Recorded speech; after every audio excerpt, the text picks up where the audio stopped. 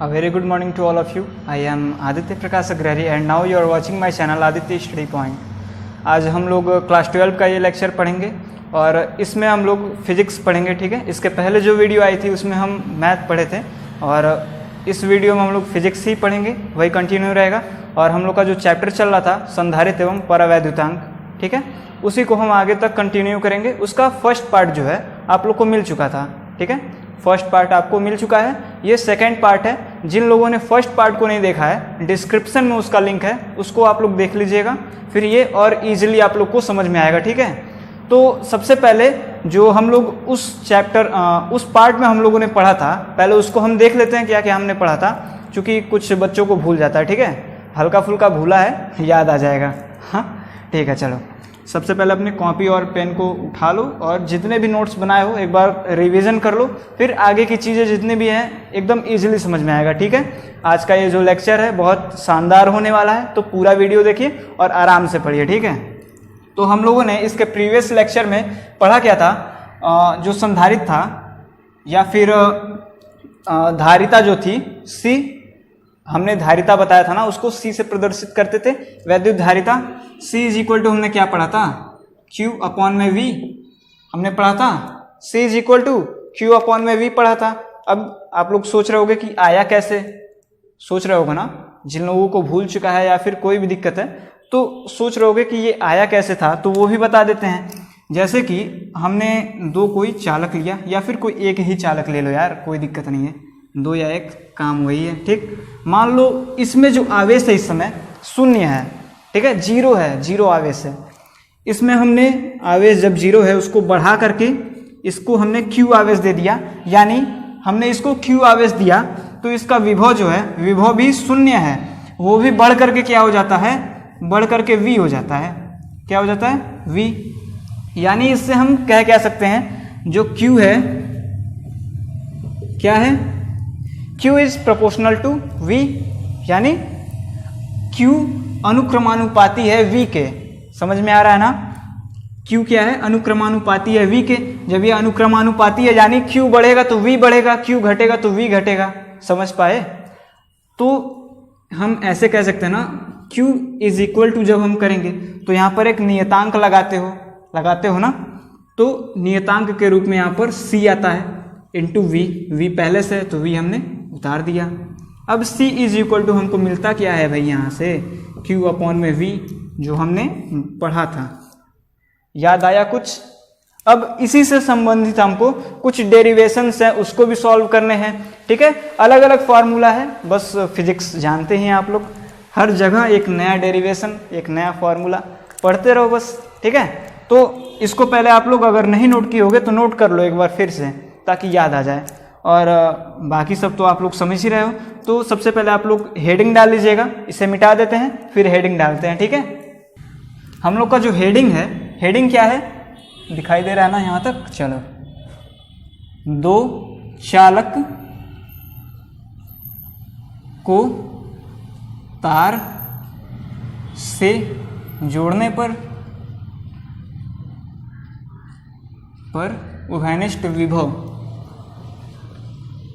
उभयनिष्ठ विभव। अब इससे आप लोग को क्या, आप लोग समझ पा रहे हो इस हेडिंग से? कुछ क्लियर हो पा रहा है? नहीं हो पा रहा है तो मैं आप लोग की जानकारी के लिए बता दूं, यहाँ पर हमको विभव निकालना है, उभयनिष्ठ विभव कहो या कुछ भी कहो, कुल मिला जुला करके यही है कि कोई दो चालक है, उनको हमने किसी तार से जोड़ दिया, किसी चालक तार से जोड़ दिया हमने उन दोनों चालकों को, ठीक। तो उसका जो उभयनिष्ठ विभव आएगा वो क्या होगा, हमको यही बताना है बस, और कुछ नहीं, ठीक। तो उसके लिए क्या है, सबसे पहले इसका डायग्राम हल्का फुल्का देख लेते हैं। डायग्राम देखोगे तभी तो जानोगे। चलो, डायग्राम में क्या है, मान लो हमने एक चालक ये लिया, एक चालक ये लिया, ठीक। इसका आवेश क्या है, इस पे आवेश है Q1, धारिता C1 और विभव V1। क्लियर हुआ? इस पे क्या है, ये चालक, इसका नाम हमने रख दिया A और इसका नाम रख दिया B, यानी चालक A चालक B। समझ पाए? समझ पा रहे हो ना? चलो, इसका आवेश कितना है, Q2 है, इसकी धारिता कितनी है भाई, C2 है, और विभव V2 है। ठीक, इतना चीज क्लियर हो गया ना। चलो अब हम क्या करते हैं, इसको किसी तार से जोड़ देते हैं। ठीक, किसी तार से जोड़ दिया भाई हमने ऐसे। ठीक, जब हमने तार से जोड़ दिया तो इसमें आवेश है, इसमें भी आवेश है। ठीक, और यहाँ पर एक कंडीशन है। कंडीशन क्या है कि V1 is greater than V2, यानी जो V1 है, V1 क्या है, बड़ा है V2 से। समझ पा रहे हो, यानी इसका जो विभव है, यानी चालक A का विभव बड़ा है चालक B से। समझे, ये क्या है, चालक तार है, आप लोग नोट कर लेना। ठीक, मैं नहीं लिखता हूं। तो जब ये V1 बड़ा है V2 से, तो यानी आवेश का प्रवाह किधर से किधर की तरफ होगा, इस चालक से इस चालक में होगा, यानी चालक A से चालक B में होगा। समझ पाए। चलो, तो जब आवेश का प्रवाह जब इधर से इधर की तरफ होता है तो यहाँ पर क्या आ जाता है भाई, हम देखते होंगे कि जब किसी एक मान लो अगर हमने कोई ग्लास ले लिया या कुछ भी, कोई भी पात्र है, ठीक, उसमें यदि हम पानी अगर भर देते हैं, ठीक, तो पानी भर देते हैं और उसके बाद उसके बगल में ही कोई दूसरा खाली गिलास उससे कनेक्ट कर देते हैं किसी नली के माध्यम से। तो जल क्या है, जब तक कि दोनों में जल का जो ये ऊपरी सतह है, तल समान नहीं हो जाता है, तब तक इसमें से, इस पात्र में से जल उधर जाता रहेगा, जब तक समान ना हो जाए दोनों का तल। तो उसी तरह से इसमें भी है, इसमें से आवेश तब तक इधर आता रहेगा जब तक कि दोनों में आवेश का तल समान ना हो जाए, इक्वल ना हो जाए। यानी आवेश जब इधर जाएगा तो यहाँ पर Q1 डैश हो जाता है आवेश, यहाँ पर क्या हो जाता है, Q2 डैश हो जाता है। कोई दिक्कत नहीं है ना, पढ़ते रहो बस। ठीक, उसके बाद इसकी धारिता देखो, धारिता में क्या है, आवेश तो इधर से उधर गया, आवेश इसका चेंज हो गया। ठीक, पहले अगर मतलब दोनों को अगर जोड़ें, इस चालक का आवेश इस चालक का आवेश, तो दोनों को जोड़ेंगे तो इक्वल आएगा, पहले वाले आवेश के बराबर ही आएगा। लेकिन धारिता में क्या है, ऐसा तो नहीं है कि इसको अगर हम किसी से कनेक्ट कर देते तो इसकी धारिता अलग हो जाएगी, धारिता तो वही रहेगा। इसलिए यहाँ पर भी C1 ही होगा और यहाँ पर जो पहले था C2 ही होगा। C2 था C2 है, C1 था C1 ही है। ठीक, अब देखो क्या होता है भाई, जब ये विभव है, जब ये आवेश का तल बराबर हो जाता है दोनों में, तो जो विभव है वो क्या हो जाएगा, विभव पहले यहाँ V1 था, यहाँ पर V2 था, लेकिन अब क्या है, अब एक नई चीज आप लोग के सामने आती है, यहाँ पर भी विभव V हो जाता है, यहाँ पर भी V हो जाता है, क्योंकि दोनों में जब आवेश का तल जब बराबर हो गया तो यानी विभव इक्वल हो गया है। इक्वल है तो क्या होता है भाई, विभव समान हो जाता है, यानी V, इधर भी V। क्लियर हुआ, कहीं भी कंफ्यूजन है कमेंट करो तुरंत। ठीक, कोई भी दिक्कत हो तो, या फिर व्हाट्सएप पर आप लोग जुड़े ही हुए हो, कोई भी दिक्कत हो तुरंत पूछ लिया करो। ठीक है, तो इसमें हमको बताना क्या है, उभयनिष्ठ विभव, यही जो विभव है इसी को हमको बताना है।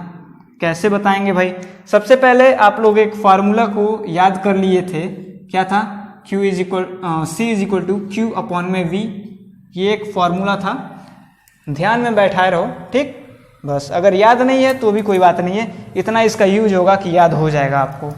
ठीक, तो सबसे पहले उभयनिष्ठ विभव हमको निकालना है, लिख लेते हैं भाई, उभयनिष्ठ विभव। ठीक है, विभव, उसके लिए क्या है, आवेश संरक्षण का सिद्धांत आपने कभी पढ़ा है, नहीं पढ़ा है तो पढ़ लो, पढ़ने में क्या जाता है। आवेश संरक्षण का सिद्धांत ये कहता है कि जितना आवेश पहले था उतना ही आवेश बाद में भी रहेगा। ठीक, क्या कहता है कि जितना आवेश पहले था उतना ही बाद में भी रहेगा।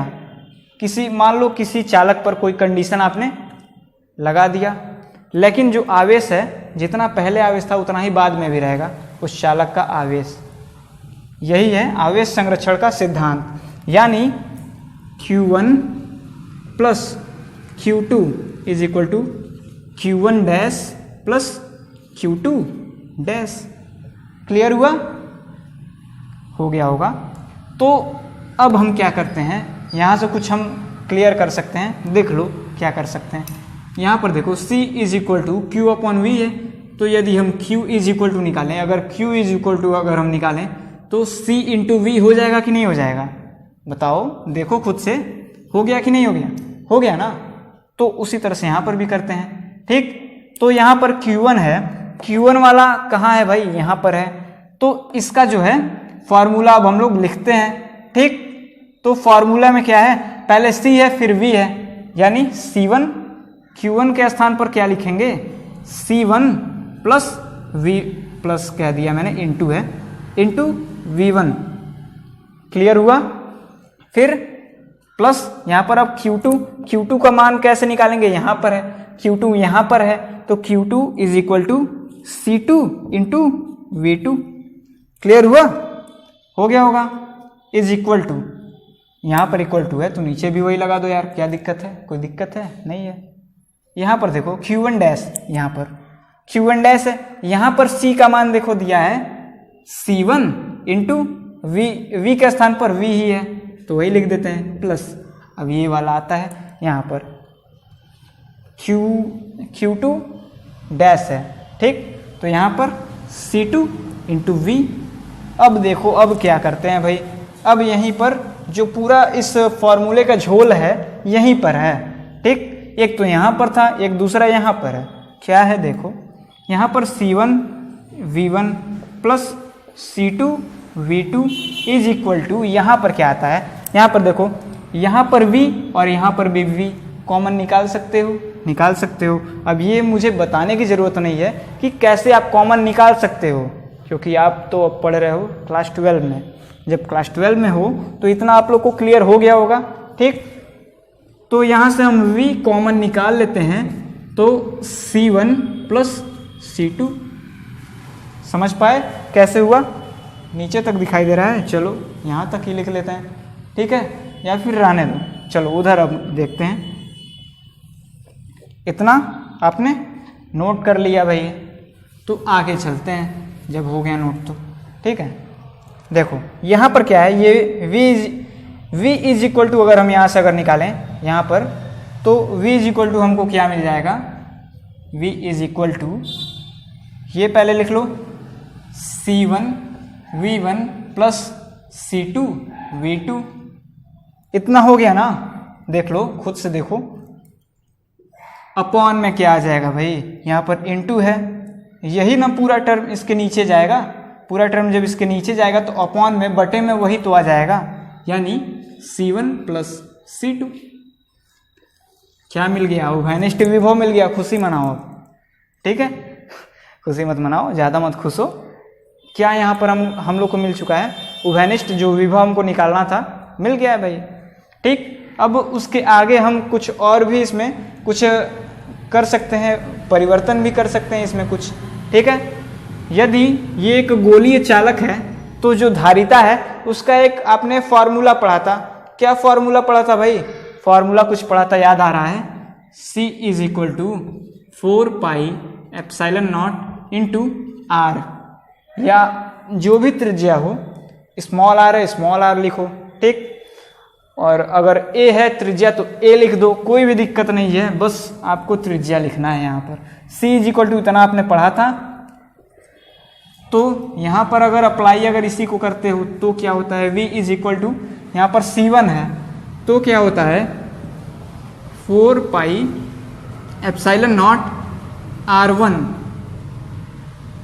R1 हो गया, ठीक, इंटू V1। ये V1 उसी तरह से उतरेगा, ये तो C का मान था ना, यहाँ पर V1 आ गया, प्लस अब क्या आ जाएगा? 4 पाई एप्सिलॉन नॉट, इसका मान C का मान क्या, C2 का मान क्या आ जाएगा? 4 pi epsilon not R2 plus नहीं इंटू V2 था, V2 उतर जाएगा भाई। अब यहाँ पर देखो, यहाँ पर क्या करना है? C1 है, C1 का मान यहाँ पर जो रखे हो भाई यहाँ पर भी रखोगे। 4 pi epsilon not R1 plus 4 pi epsilon not R2। Clear हुआ? हो गया ना? चलो अब v इज इक्वल टू यहाँ पर हम निकाल कह सकते हैं, इसमें से कुछ आपको कॉमन भी दिख रहा है क्या? कॉमन दिख रहा है तो बता दो, शर्माना नहीं, ठीक। कॉमन इसमें से क्या दिख रहा है? 4 पाई एप्सिलॉन नॉट। ऊपर से भी निकलेगा क्योंकि यहाँ पर भी है, यहाँ पर भी है, नीचे से भी निकलेगा, यहाँ है, दोनों जगह है। कॉमन निकाल लो यार, क्या जाता है। यानी यहाँ पर 4 पाई एप्सिलॉन नॉट कॉमन निकाल लिया हमने। R1 V1 plus R2 V2 हो गया। अपॉन में भी देख लो यार क्या जाता है, नाराज ना हुआ करो, ठीक। 4 pi epsilon naught into R1 plus R2। अब यहाँ पर क्या कर सकते हो, इससे इसको काट दो, कोई दिक्कत नहीं होनी चाहिए। अब नीचे दिखाई दे रहा है ना, चलो v इज इक्वल टू हमको यहाँ से क्या मिल जाता है? R1 V1 plus R2 V2 upon में R1 प्लस R2। ये एक फॉर्मूला मिल गया, दिखाई दे रहा है, ये R2 है, ठीक। R2 है, ना दिखाई दे रहा हो उसके लिए बताया हूँ, ऐसे लिख देते हैं R2 दिखाई दे रहा है। चलो इतना नोट कर लो, ठीक। उसके बाद कुछ एक्स्ट्रा आपको बताते हैं, ठीक है। चलो हो गया नोट, वीडियो को रोक करके नोट कर लो, बाकी तो हम मिटाते हैं, नहीं तो दिन भर नोट ही कराते रह जाएंगे। चलो इतना मिटा देते हैं। अब इसके बाद देखो क्या होता है। इसके बाद यदि हम v इज इक्वल टू अगर निकालें तो v इज इक्वल टू क्या होता है? v इज इक्वल टू होता है, यहाँ पर हमने कुछ देखा था, फॉर्मूला देखा था उसका, अगर उसमें से अगर v का मान अगर हम निकाल दें तो क्या आ जाएगा? q अपॉन में c आएगा ना। तो यानी यहाँ पर कुल आवेश, ठीक, कुल आवेश बटे कुल धारिता, कुल आवेश बटे कुल धारिता। क्लियर हुआ? हो गया ना, नोट कर लो। चलो अब उसके बाद यहाँ पर हम इससे क्या निकाल सकते हैं? v इज इक्वल टू निकाल क्या सकते हैं, और भी कुछ निकाल सकते हैं, निकाल सकते हैं Q1 प्लस Q2 अपॉन में C1 plus C2, C1 plus C2। कैसे आया है? कुल आवेश, इसका आवेश, इसका आवेश, Q1 प्लस Q2 है, ठीक। भाई आवेश तो उतना ही है ना, अब जोड़ने के बाद हो या जोड़ने के पहले हो, कुछ भी हो, आवेश उतना ही है, धारिता भी उतनी ही है, उतनी ही तो है। कुछ एक्स्ट्रा हुआ है क्या इसमें? नहीं हुआ है, यानी उतना ही है। तो इसलिए यहाँ पर और, यानी इसका मतलब या Q1 dash plus Q2 dash upon में C1 प्लस C2, ये भी लिख सकते हो। इतना हो गया, नोट करो आराम से। उसके बाद आगे चलेंगे एक नया हेडिंग, ठीक।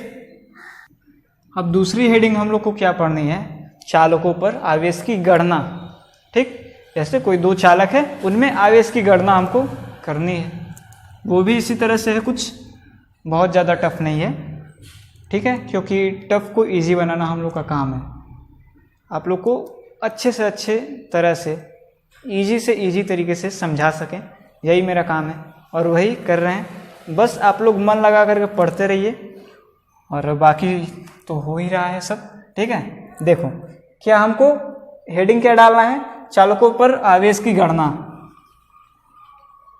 चालकों पर आवेश की गणना, ठीक। अब इस पे आवेश की गणना हमको करनी है, तो Q इज इक्वल टू हमको पता क्या है भाई? सबसे पहले Q इज इक्वल टू हमको क्या पता था, हम वो नोट कर लेते हैं। C इंटू वी पता था, हाँ इतना क्लियर था ना। तो Q is equal to C into V था। उसके बाद अब हम क्या करते हैं, जो Q1 डैश है और Q2 डैश है, इन दोनों का मान हम निकालते हैं। इन दोनों का क्या करते हैं, मान हम निकालेंगे। तो क्या होगा, Q1 डैश का अगर मान निकालें तो C के जगह पर C1 है इंटू वी है ना। इसको इक्वेशन फर्स्ट कर दिया तो कोई बात नहीं है ना। चलो यहाँ पर Q2 डैश है, इसका क्या होगा भाई, इसका यहाँ पर C2 है इंटू वी, इसको इक्वेशन सेकेंड हमने कर दिया, कोई दिक्कत नहीं ना है, पढ़ते रहो तो ठीक।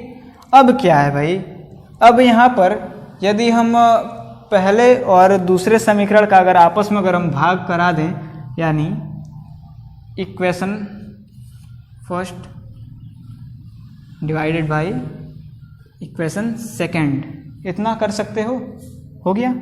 अब उसके बाद क्या हो जाएगा, देखो यहाँ पर देखो Q1 डैश अपॉन में Q2 dash is equal to क्या आ जाएगा यहाँ पर भाई, C1 V अपॉन में C2 V, ठीक। यहाँ पर क्या करोगे, V से V को कैंसिल कर दोगे, क्योंकि V नीचे भी है V ऊपर भी है, कैंसिल करने में क्या जाता है, कैंसिल कर दिया, ठीक। तो एक स्टेप बढ़ जाएगा, उससे बढ़िया यहीं पर हम हटा देते हैं। जिनको ना समझ में आएगा वो एक स्टेप बढ़ा करके ही लिख लेंगे, कोई दिक्कत नहीं है, बाद में भूल जाए, ऐसा काम नहीं करना चाहिए, ठीक। तो Q1 डैश अपॉन में Q2 dash is equal to क्या आ जाता है अपने पास, C1 अपॉन में C2, ये हम लोग को मिल गया। तो अगर हम यहाँ से Q1 डैश अगर हम निकाल लें तो क्या हो जाएगा, C1 अपॉन में C2, ये तो है पहले से। फिर यहाँ पर क्या आ जाता है, Q1 Q2 डैश आ जाता है, ठीक। ये इक्वेशन हम लोग का थर्ड हो जाएगा। क्लियर हो पाया, इक्वेशन थर्ड इसको बना लो, कोई दिक्कत होनी नहीं चाहिए, अगर होगी तो पूछ लेना, क्योंकि जैसे सबको ऐसा नहीं है कि एक बार में समझ में आ जाएगा, कुछ लोगों को दिक्कत होती है, हल्की फुल्की अगर दिक्कत है तो समझ लो, ठीक। चलो अब उसके बाद यदि हम कुल आवेश अगर निकालें तो कुल आवेश क्या है भाई, Q1 प्लस Q2 है इज इक्वल टू Q, कुल आवेश। क्लियर हुआ, कुल आवेश कितना है, Q1 है प्लस Q2 है, ठीक। तो यहाँ पर क्या है, जोड़ने के पहले निकालो या जोड़ने के बाद निकालो, किसी तार से अगर हम जब तक नहीं जोड़े हैं वहाँ पर भी कुल आवेश वही होगा, और जब हम तार को जोड़ देते हैं वहाँ पर भी कुल आवेश वही होगा, क्योंकि दोनों का जो आवेश है वो हमेशा समान ही रहेगा, इसीलिए इक्वल रहेगा। तो Q1 dash plus Q2 dash कर सकते हो कि नहीं कर सकते हो, कर सकते हो। Q1 डैश यहाँ है, Q2 डैश यहाँ है, और यहाँ पर कुल आवेश प्राप्त हो गया भाई।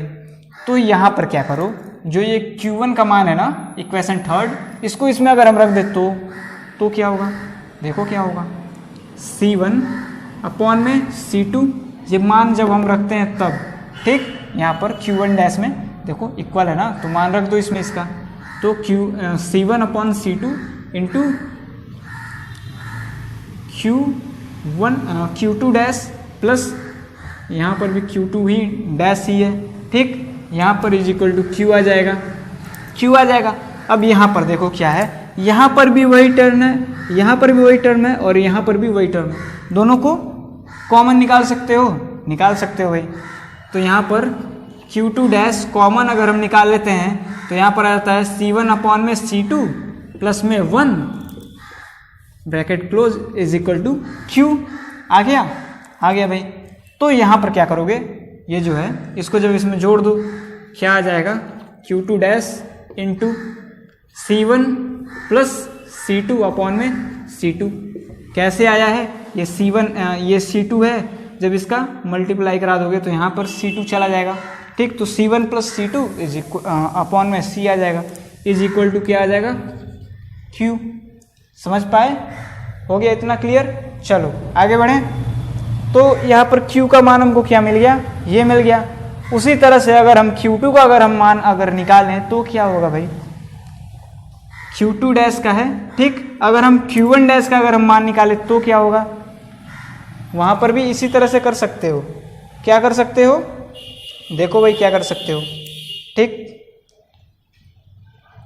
ये जो है, या फिर Q का मान हमको मिल गया है, हर जगह Q का मान वही होगा, लेकिन यहाँ पर हम आवेश निकालना है तो Q2 डैश का मान अगर हम निकालते हैं तो क्या होता है,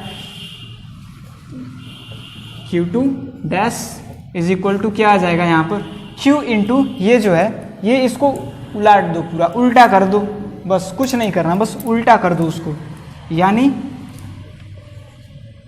Q अपॉन में C1 प्लस C2 है ना, अपॉन में C2, ये आ जाएगा, इतना आ जाएगा ना। लेकिन अब आप लोगों ने एक गुणा करने का तरीका सीखा होगा, y का y में होता है और अंतः का अंतः में हो जाता है, ठीक, सीखे हो ना।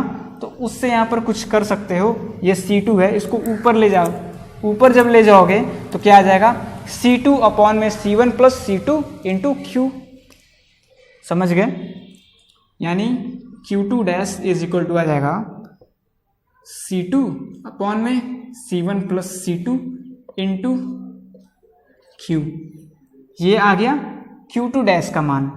अब यहाँ पर अगर हम Q1 डैश का इसी तरह से अगर निकालें तो इसी तरह से हो जाएगा, यानी इसका विपरीत हो जाएगा डायरेक्ट।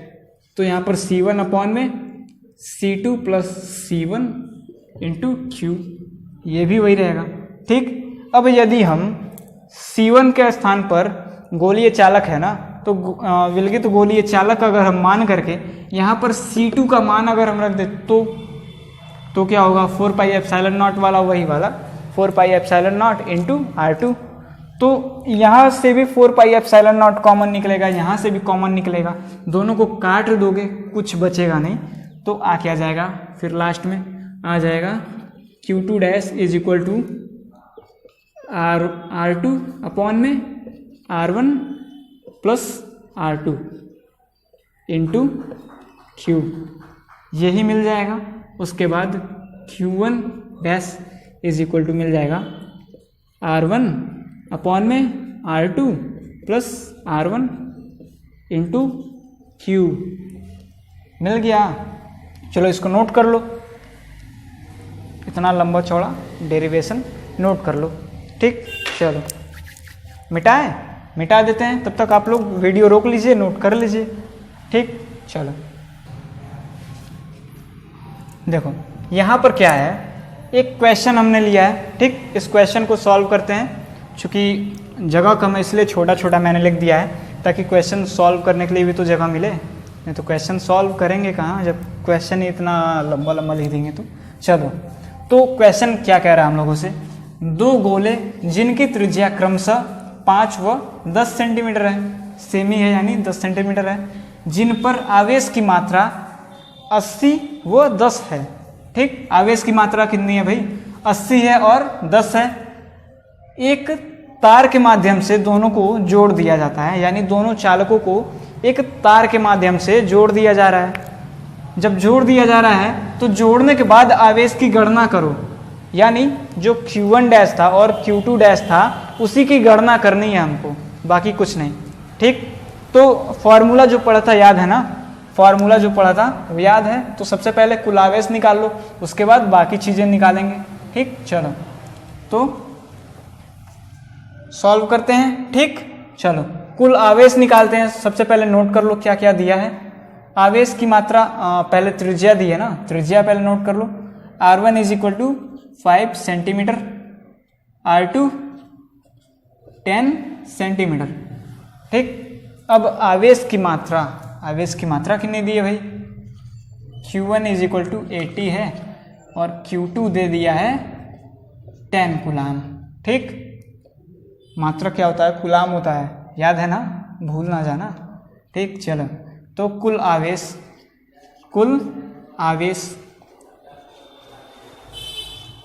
यदि हम कुल आवेश निकालते हैं तो Q1 प्लस Q2 करते हैं कि नहीं करते हैं, करते हैं ना।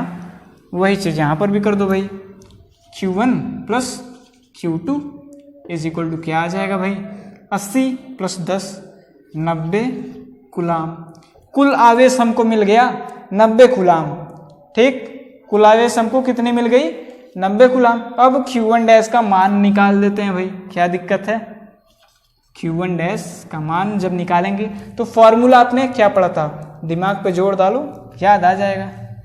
R1 अपॉन में R1 plus R2 into Q। अब समझ में आया ना, Q यानी कुल आवेश, Q हमने निकाला, Q है यहाँ पर, तो कुल आवेश लिखना पड़ेगा। जब लिखना पड़ेगा तो जोड़ना भी तो पड़ेगा, तभी तो लिखोगे यार, समझा करो। तो Q1 डैश अगर यहाँ से फिर हम निकालते हैं तो क्या आ जाता है, R1 का मान दिया है 5 लिख दो बटे में, अब R1 फिर 5 प्लस R2 10 इंटू 90, Q का मान यहाँ पर है 90 कूलाम, नोट हो गया भाई। अब देखो क्या होता है, 5/15 इंटू 90, अब 15 से 90 को जब भाग दोगे तो कितना आ जाएगा भाई, 6 बार में काट देगा। जब 6 बार में काट देगा तो 5 का गुणा 6 में करा दो, आंसर आ जाएगा अपना। Q1 dash is equal to आ जाएगा 5 6 कितना होता है भाई, ये किसको नहीं पता है, जिसको भी नहीं पता है बहुत अच्छी बात है, ठीक। Q1 डैश का मान कितना आ गया, 30 कूलाम्स, यानी 30 कूलाम आ गया Q1 डैश, ठीक। पहले चालक का जो आवेश था जोड़ने के बाद, पहले चालक का जो आवेश है हम लोगों ने निकाल दिया, हमने भी आपने भी, ठीक। अब आगे देखते हैं उसके, ठीक है, चलो इतना नोट कर लेना।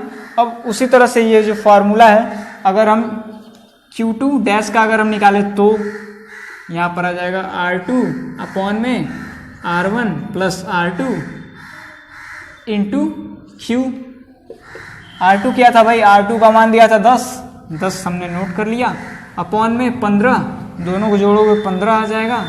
यहाँ पर क्या आ गया, यहाँ पर था कितना था, 90 था ना, 6 बार में काटेगा, यहाँ पर क्या आ गया 60 कूलाम, यानी Q2 डैश का मान आ गया 60 कूलाम्स, 60 कूलाम आ गया। नोट कर लिया, नहीं किया है ना, स्क्रीनशॉट लो यार, तुरंत लेना चाहिए स्क्रीनशॉट, उसके बाद नोट कर लेना, ठीक। मिटा देते हैं, वैसे राइटिंग बहुत अच्छी नहीं है, अच्छी खासी नहीं है, वाइट बोर्ड पर रहेगा तो ज़्यादा वो हो जाएगा, ठीक। चलो मिटा देते हैं, लेकिन इसको नोट कर लेना। अब भगवान ने दिया है राइटिंग तो अच्छा है, ठीक है, इतनी सुंदर राइटिंग मुझे भगवान ने दे दी है तो ये क्वालिटी है भाई मेरी, कि नहीं। चलो नोट किए हो ना, नोट कर लो। अब देखो, अब हमको क्या पढ़ना है, किन्हीं दो चालकों को जोड़ने पर ऊर्जा की हानि, यानी जो ऊर्जा का हानि हो रहा है जोड़ने पर वो बताना है हमको।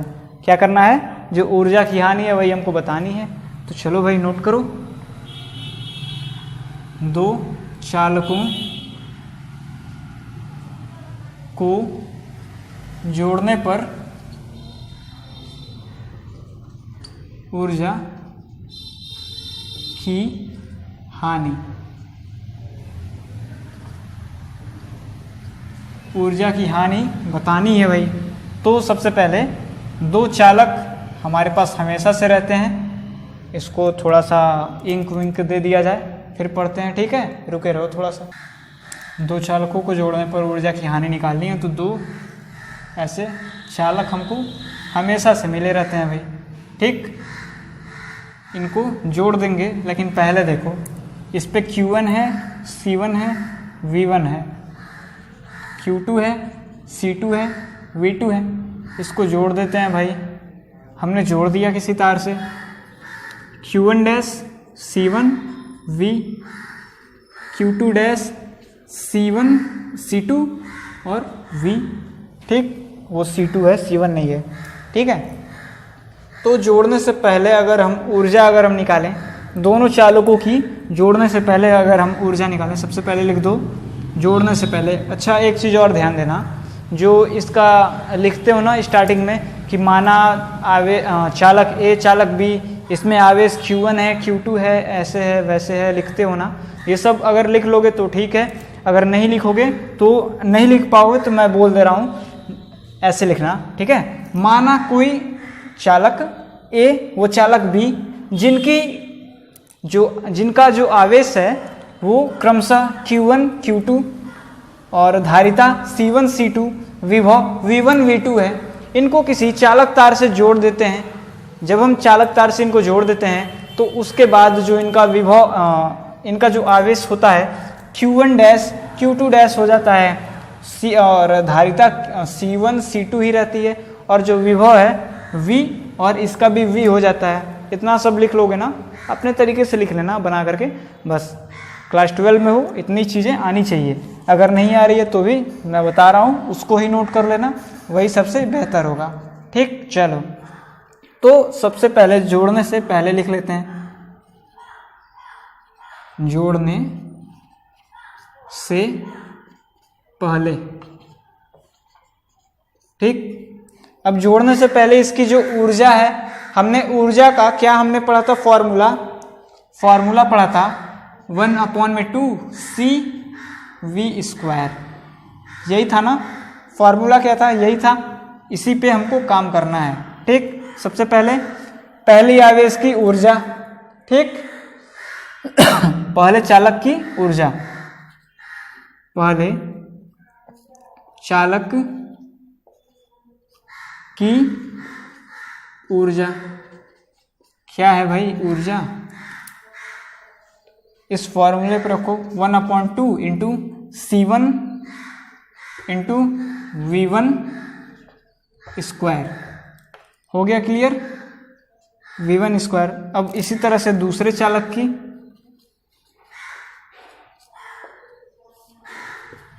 यही यहाँ पर भी लिख देना। ठीक, 1/2 C2 V2², C2 है V2 है और V का स्क्वायर करना है ना, इसलिए यहाँ पर स्क्वायर हो गया। कोई दिक्कत नहीं ना है, चलो आगे बढ़ें। अब जोड़ने के बाद,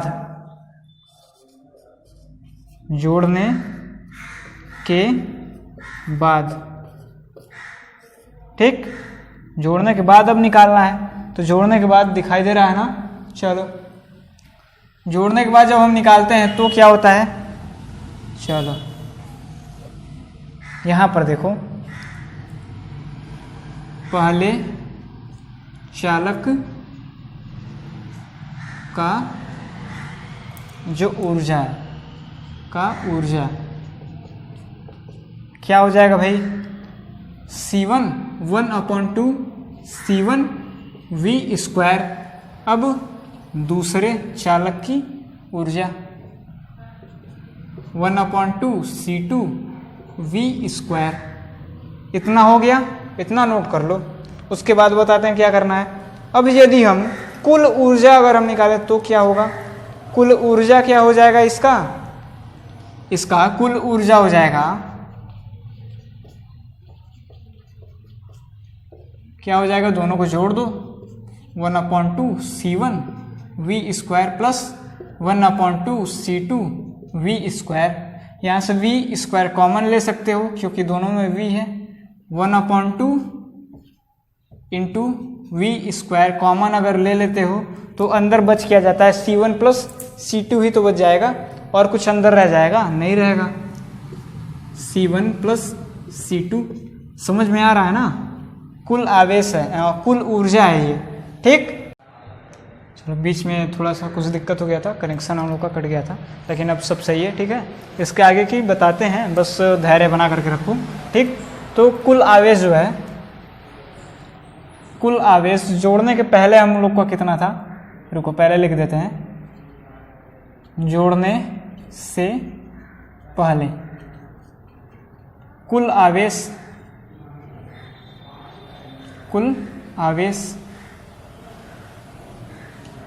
ठीक, कुल आवेश कह रहा हूँ, कुल ऊर्जा हानि हमको निकालनी है ना, कुल ऊर्जा इज इक्वल टू क्या था, 1/2 कॉमन हमने निकाल लिया था भाई, याद आया कुछ, into C1 V1² plus C2 V2², कुछ याद आया, याद आ गया होगा भाई।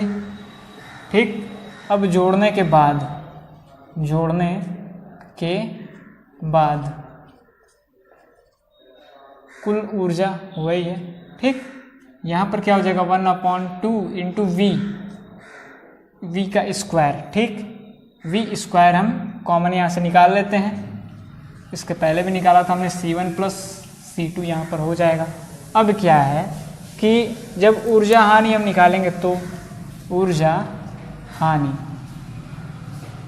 ठीक है, ऊर्जा हानि निकालते हैं तो क्या होता है, हमने बताया था ना, UI माइनस UF। ठीक, तो यहाँ पर क्या कर सकते हो, डेल्टा U से इसको प्रदर्शित कर सकते हो, ऊर्जा हानि है ना, तो डेल्टा U से प्रदर्शित कर दो, और यहाँ पर 1/2 C1 V1 square plus C2 V2 square minus यहाँ पर क्या आ जाएगा 1/2 V square into C1 plus C2। इतनी चीज़ें क्लियर हुई, हो गई ना। चलो अब V का मान हमको पता क्या था, V इज इक्वल टू उभयनिष्ठ विभव वाला जो हमने फॉर्मूला पढ़ा था, कुछ आपने उभयनिष्ठ विभव का फॉर्मूला पढ़ा था भाई, तो नोट कर लो उसको फिर से। C1 V1 plus C2 V2 upon में C1 प्लस C2, ऐसा कुछ फॉर्मूला स्टार्टिंग में मैंने आप लोग को बताया है, वही फॉर्मूला है, बस उसको यहाँ पर रख करके उसका मान रखना है।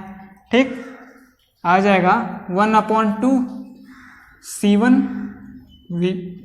V1 square plus C2 V2 square minus यहाँ पर क्या आ जाएगा 1/2 कॉमन हमने निकाल लिया, मान लो यहाँ पर भी है यहाँ पर भी है, कॉमन निकाल लो, कोई दिक्कत नहीं है।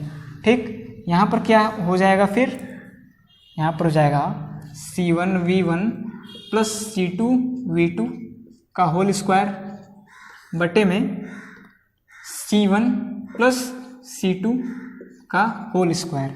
अब इनटू ये वाला जो टर्म था पूरा, इसको हम यहीं पर ऐसे ही लिख देते हैं, जैसे है वैसे ही उतार दो, C1 प्लस C2 और बड़ा कोष्टक।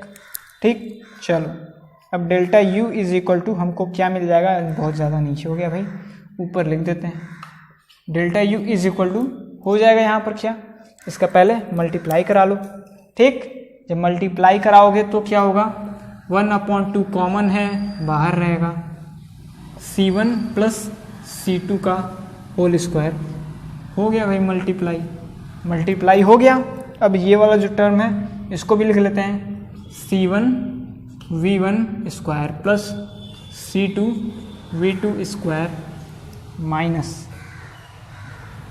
C1 दिखाई दे रहा है, नहीं दिखाई दे रहा है, बताया करो यार तुम लोग। चलो इसको ऊपर ही लिख देते हैं, यहाँ पर कहीं लिख देते हैं भाई, पढ़ने से मतलब है। चलो ये है इसका, इसमें जब मल्टीप्लाई कराओगे तो क्या आ जाएगा, delta U is equal to 1/2 common है, C1 प्लस C2 का होल स्क्वायर। ठीक, अब यहाँ पर ये वाला जो टर्म है पूरा लिखेंगे, लिखना ही है भाई, C1 V1 square plus C2 V2 square minus यहाँ पर माइनस हमने भी लिखा। ठीक, चलो अब ये वाला पूरा टर्म जो है लिख देंगे, C1 V1 plus C2 V2 का होल स्क्वायर अपॉन में कह रहा हूँ इंटू C1 प्लस C2, समझ पा रहे हो, नहीं समझ पा रहे हो, C1 प्लस C2 और इस पूरे के बटे क्या आ जाएगा, ये वाला, इसमें जब मल्टीप्लाई करा दिए तो यानी ये पूरे के बटे आ गया, तो C1 प्लस C2 का स्क्वायर। क्लियर हो गया। चलो अब इसमें से अगर हम C1 और C1 प्लस C2 अगर कॉमन ले ले तो C1 C2 कॉमन लेकर के इससे काट दें, यानी delta U is equal to 1/2 है ही common, C1 plus C2 common हमने निकाल लिया, C1 plus C2 into C1 V1 square plus C2 V2 square minus यहाँ पर क्या आ जाएगा भाई, यहाँ पर आ जाएगा C1 V1 plus C2 V2 का होल स्क्वायर अपॉन में C1 प्लस C2 का स्क्वायर। स्क्वायर से ये कैंसिल हो गया भाई, काट दो। ठीक, अब यहाँ पर आ गया delta U is equal to 1/2 C1 plus C2। अगर हम इसमें मल्टीप्लाई करा दे तो भी अच्छा रहेगा। ठीक, चलो नोट कर लो, पहले इतना दूर के सपने मत देखो। चलो C2 V2 square minus C1 V1 plus C2 V2 का होल स्क्वायर अपॉन में C1 प्लस C2, इतना रह गया, इतना नोट कर लो। ठीक, अब देखो यहाँ पर ये मल्टीप्लाई है, दोनों का जब आपस में जब मल्टीप्लाई करा देते हैं तो delta U is equal to 1/2 C1 का स्क्वायर, इस C1 का इसमें कराओ, C1 स्क्वायर V1 स्क्वायर। अब देखो प्लस C2 भी है ना, तो इसमें plus C2 C1 V1 square, इसका इससे हो गया मल्टीप्लाई। अब इस वाले से कराएंगे तो यहाँ पर plus C1 C2 V2 square plus, अब C2 का इस वाले से कराएंगे C2 स्क्वायर V2 स्क्वायर, इतना क्लियर हो गया। अब minus C1 V1 plus C2 V2 का होल स्क्वायर, अपॉन में जो था वही है C1 प्लस C2, हो गया ना। अब इसको मिटा देते हैं हल्का सा और उसके बाद नोट करते हैं। जगह का अभाव नहीं है, जगह पूरा भरपूर है, लेकिन ये जो है डेरिवेशन लंबा है।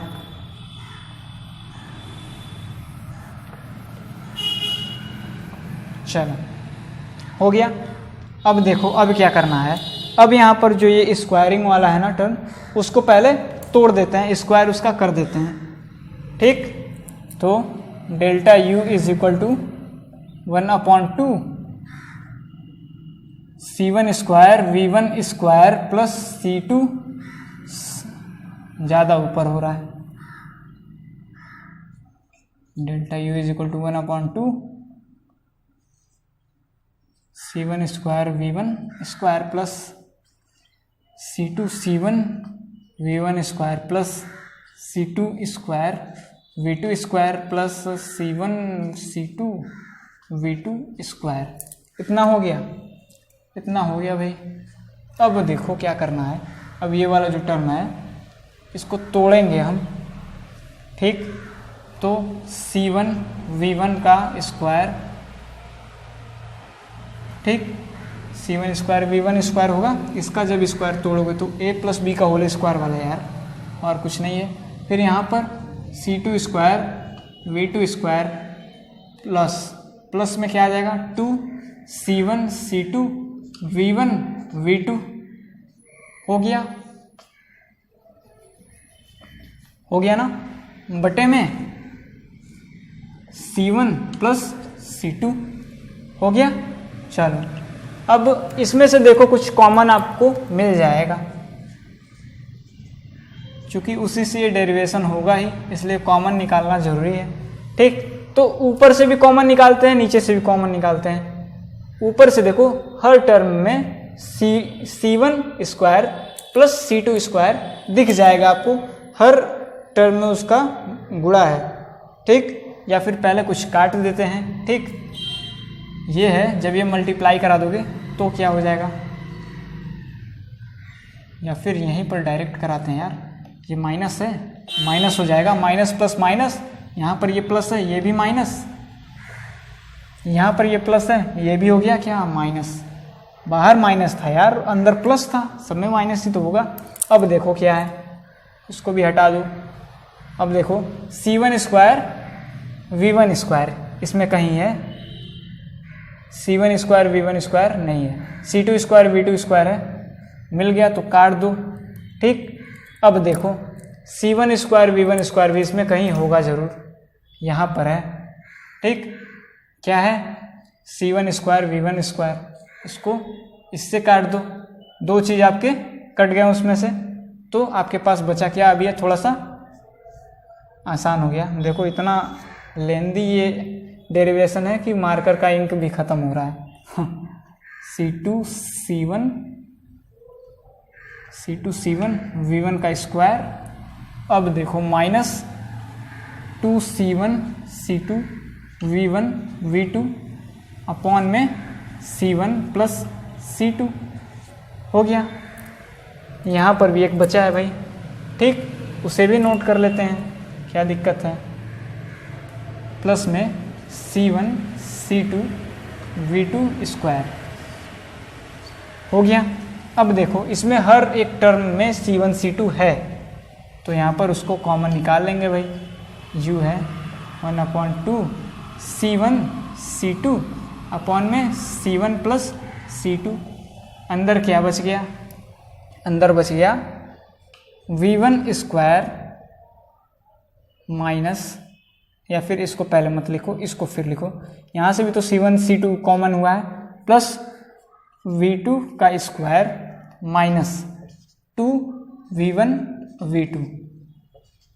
ये किसी चीज़ का फॉर्मूला लग रहा होगा, लग रहा है ना?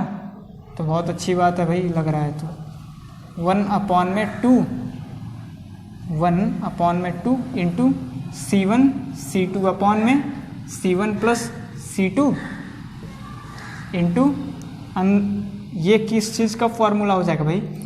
V1 प्लस V2 का whole square, V1 plus V2 का होल स्क्वायर, उसी का ये फॉर्मूला है। तो delta U is equal to आपको क्या मिल गया? यहाँ पे मिल गया, ये माइनस है भाई, बताते नहीं हो तुम लोग। ये हम लोग का फॉर्मूला डिराइव हो गया। देखो कितना छापने के बाद, कितना सब देखने के बाद अभी को फॉर्मूला मिला।